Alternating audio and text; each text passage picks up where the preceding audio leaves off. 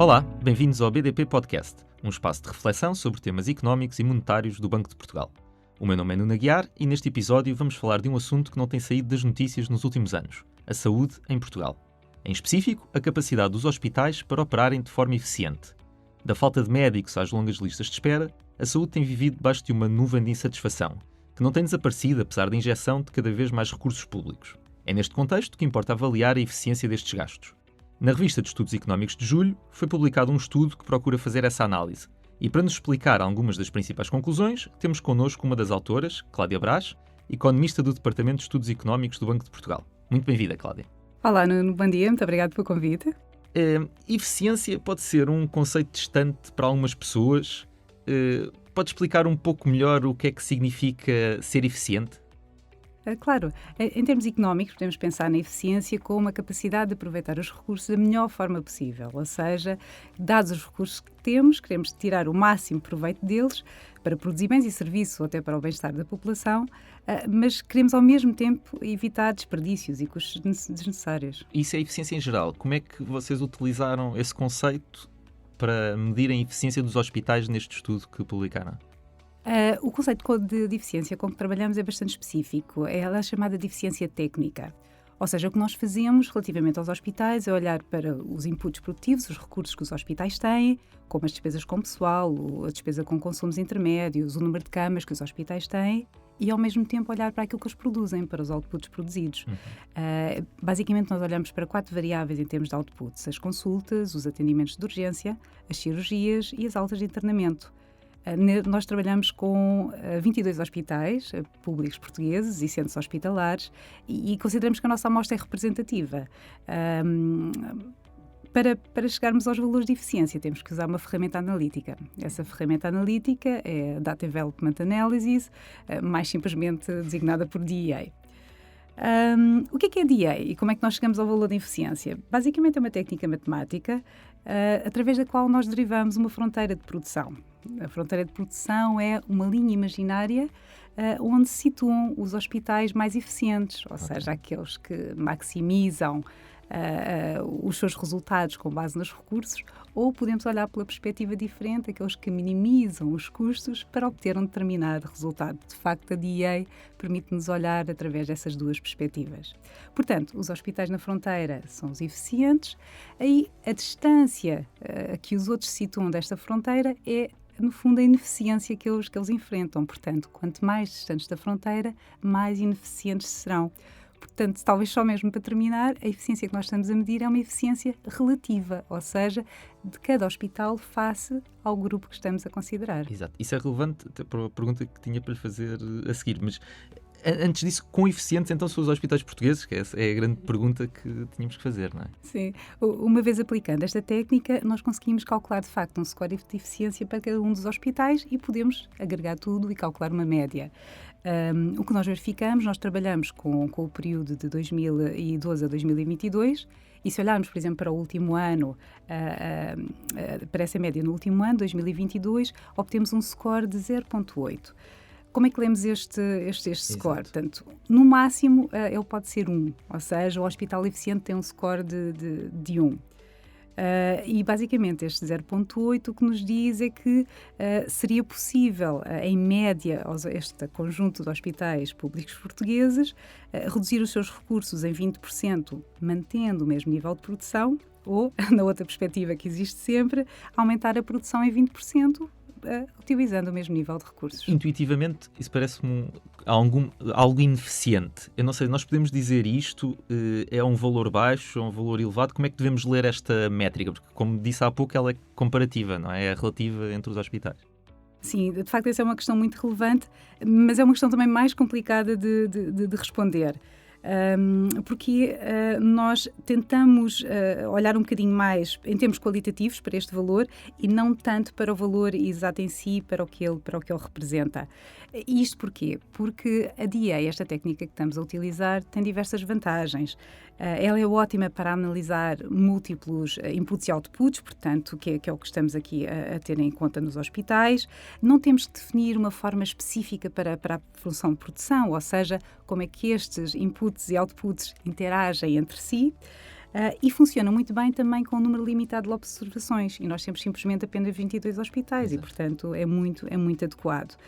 Mas também tem limitações, aliás, como quase todas as técnicas económicas.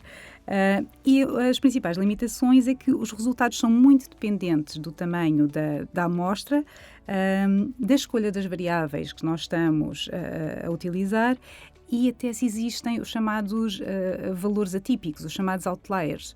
Portanto, os resultados são muito sensíveis a estas alterações. E é por isso é que nós, enquanto autoras, tentamos não dar tanta importância ao número exato em si, mas ao facto de existir uma ineficiência significativa. Portanto, no fundo é isso que importa no final de contas. Exato. E como é que essa eficiência tem evoluído ao longo do tempo? Portanto, ela não tem estado estabilizada, certo? Sim, portanto, este valor de 0,8 que eu referi em média, se nós olharmos desde 2012, verificamos de facto ter havido uma diminuição da eficiência. Aliás, este é um dos principais resultados do nosso estudo. E ela é especialmente marcada a partir de 2017, certo? Temos alguma pista para perceber porquê a partir desse ano? Sim, exato. De facto, a queda é mais significativa a partir de 2017, mas infelizmente a técnica que usamos não permite identificar as causas e seria algo prematuro da nossa parte avançar com uma explicação sem ter outro tipo de análise complementar. Mas já que estamos a falar do pós-2017, um fator que é bastante importante e que as pessoas poderiam pensar que estaria a afetar os resultados é a questão da pandemia. Portanto, a pandemia criou disrupções muito significativas nos hospitais e foi um choque que afetou os hospitais todos de forma simétrica. É exatamente por causa desta simetria que não está a afetar os resultados, ou seja, nós temos uma medida de eficiência, como referimos, em termos relativos, portanto, esses hospitais públicos foram afetados de forma muito semelhante e, ao mesmo tempo, a técnica que estamos a usar permite ajustar os nossos inputs produtivos pela complexidade dos atos médicos, ou seja, porque, basicamente, no período da pandemia tivemos mais médicos, mais enfermeiros ao serviço e, de facto, mais despesa. E do lado dos outputs também conseguimos ajustar porque a composição dos serviços médicos prestados também foi diferente. Nós passámos a ter mais internamentos, infelizmente, mas também menos consultas e menos cirurgias. Tudo isto é tido em conta na DEA e permite que, de facto, não exista uma quebra de série nos resultados e que os resultados sejam robustos mesmo durante este período conturbado. Ainda assim, há alguns hospitais que se comportam de maneira diferente ao nível de eficiência, não é? E no estudo referem que, dependendo do método utilizado, 2 ou 3 hospitais que melhoram a sua eficiência ao longo do período analisado. Conseguem perceber o que é que diferencia estes 2, 3 hospitais dos outros, seja do lado dos recursos utilizados, seja do lado daquilo que conseguem produzir? De facto, é verdade que são poucos, ou seja, esta redução da eficiência que referimos antes, ela é muito generalizada, ou seja, são poucos os hospitais que melhoram a eficiência neste período. Infelizmente, como mencionei antes, esta técnica matemática não permite exatamente identificar as causas destas melhorias para estes poucos hospitais que melhoraram a sua eficiência. No entanto, uma coisa que nós conseguimos, e que é também um resultado muito interessante do estudo, é que os hospitais que se mantêm na fronteira são muito estáveis, ou seja, parece sugerir que esta eficiência dos hospitais está ligada a fatores mais estruturais, não tanto fatores conjunturais ou temporários, e pode ser provável que hajam elementos como a organização interna dos hospitais, a forma como gerem os recursos humanos, ou até a estrutura como organizam os serviços, que estejam a ajudar alguns hospitais a manterem-se consistentemente eficientes ao longo do tempo, enquanto outros estão a enfrentar, de facto, mais dificuldades. São tendências que demoram muitos anos, provavelmente. Não é? Exatamente. Como sublinham no estudo, eficiência não é sinónimo de qualidade ou de facilidade de acesso, e algumas pessoas podem estar aqui a pensar que estou a falar de eficiência, não estou a falar de qualidade. Mas há um motivo para nos concentrarmos na eficiência também, que é, existe uma relação entre essa eficiência e a qualidade dos serviços prestados, certo? Sim, certíssimo. E, aliás, esse foi um desafio que nós sentimos no nosso estudo. A técnica que usamos, a DEA, não permite controlar diretamente para a qualidade ou o acesso aos serviços públicos. E isto é muito fundamental, porque, no fundo, estamos a falar de saúde e o que está em causa é de facto, o impacto direto na vida da população. O que nós fizemos, então, em alternativa, foi criar um indicador compósito simples para avaliar a qualidade dos serviços. Ou seja, nós fomos buscar informação a variáveis que tendem a medir a rapidez com que os serviços médicos são prestados, de que forma é que eles são adequados e, no fundo, a qualidade que eles têm. É claro que a nossa escolha teve muito limitada à disponibilidade de variáveis, portanto, não há, assim, um leque muito grande deste tipo de informação. Mas estamos a trabalhar, eu vou até dar o exemplo, com 4 variáveis neste indicador de qualidade. Usamos a percentagem de primeiras consultas realizadas dentro do tempo máximo, a percentagem de internamentos, no fundo, que foram feitos rapidamente, ou seja, com demora igual ou inferior a 30 dias, a percentagem de cirurgias nas primeiras 48 horas em caso de fratura de anca, e até a percentagem de pacientes que, após 30 dias terem tido alta, não voltaram a ser reinternados, portanto, que é um bom indicador também da qualidade do serviço prestado. Com esta informação, calculamos de facto este indicador e conseguimos verificar que há uma correlação positiva bastante elevada, ela é cerca de 65%, entre este indicador e os resultados de eficiência. Ou seja, isto sugere que hospitais mais eficientes tendem a oferecer serviços de saúde de melhor qualidade. Portanto, ou seja, é um motivo para estarmos mais atentos à eficiência, porque se pode provavelmente traduzir em melhor qualidade também. Exatamente. E pode surpreender algumas pessoas, mas essa métrica que estava a citar permite concluir que a qualidade dos serviços de saúde está estabilizada ao longo do tempo. Isso coincide com um período em que gastamos mais recursos, mas também que a eficiência cai. Temos uma explicação para a confluência de todos estes fatores. Existem condicionantes externas, obviamente, podemos citar o envelhecimento da população. Eles exercem muita pressão sobre o sistema? Sem dúvida. As condicionantes externas influenciam muito os resultados que encontramos, mas elas também não são diretamente levadas em conta na nossa análise. O envelhecimento da população, por exemplo, como referiu, é sem dúvida um fator importante, ou seja, se temos uma população mais idosa, de certeza que tem maior procura por serviços de saúde e a pressão sobre os hospitais vai ser necessariamente maior. Mas existem também outros fatores externos que podem ser relevantes. Eu vou só citar alguns, por exemplo, a localização geográfica dos hospitais, a população, claro, residente nessas zonas geográficas, o tipo de concorrência que enfrentam, por exemplo, com hospitais privados, são também, sem dúvida, fatores externos muito, muito relevantes.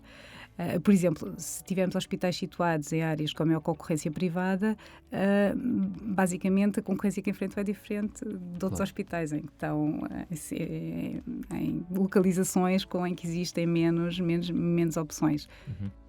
Mencionando o setor privado, temos assistido a um grande crescimento, obviamente, do setor privado de saúde, que, como também referem no estudo, é financiado em 50% pelo Estado, na média do período analisado. Essa interação que estava agora a descrever entre público e privado, ao mesmo tempo que o privado ganha peso, pode também influenciar a eficiência dos hospitais públicos? Sim, de certeza que sim.